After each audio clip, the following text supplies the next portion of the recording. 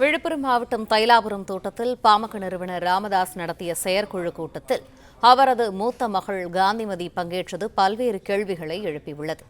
தேர்தலில் போட்டியிட மருமகளுக்கு எதிர்ப்பு தெரிவித்த டாக்டர் ராமதாஸ், பாமகவில் மகளின் வாரிசுக்கு அங்கீகாரம் தர நடவடிக்கை மேற்கொண்டுள்ளதாக தகவல் வெளியாகியிருக்கிறது.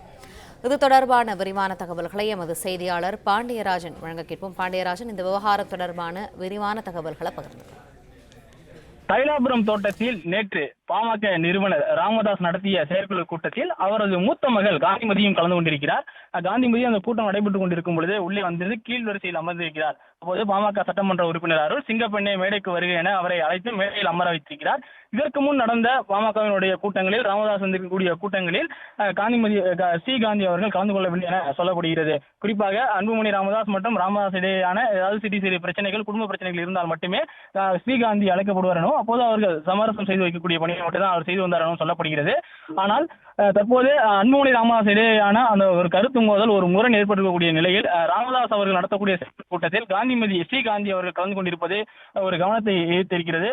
குறிப்பாக ஸ்ரீகாந்தியினுடைய மகன், கடைசி மகனாக இருக்கக்கூடிய முகுந்தனுக்கு இளைஞரணி பொறுப்பு கொடுத்த பிறகுதான் பாமகவில் ராமதாஸுக்கும் அன்புமணி ராமதாஸுக்கும் இடையேயான கருத்து மோதல் வெடித்தது.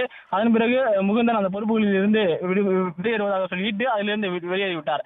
ஆனாலும் ராமதாஸ் அவர்களுடைய குடும்பத்தினருக்கு பாமகவில் அவருடைய மகளினுடைய வாரிசுகள் இருக்க வேண்டும் என்கின்ற ஒரு ஆசை இருப்பதாகவும், அதன் காரணமாக ஸ்ரீகாந்தியினுடைய மூத்த மகனை எம்பி சீட்டு கொடுக்க வேண்டும் என்பதற்காக தற்போது ராஜ்யசபா சீட்டு கேட்பதற்கான ஒரு வாய்ப்பு இருப்பதாக சொல்லப்பட்டிருக்கிறது. நன்றி பாண்டியராஜன், விரிவான தகவல்களுக்கு.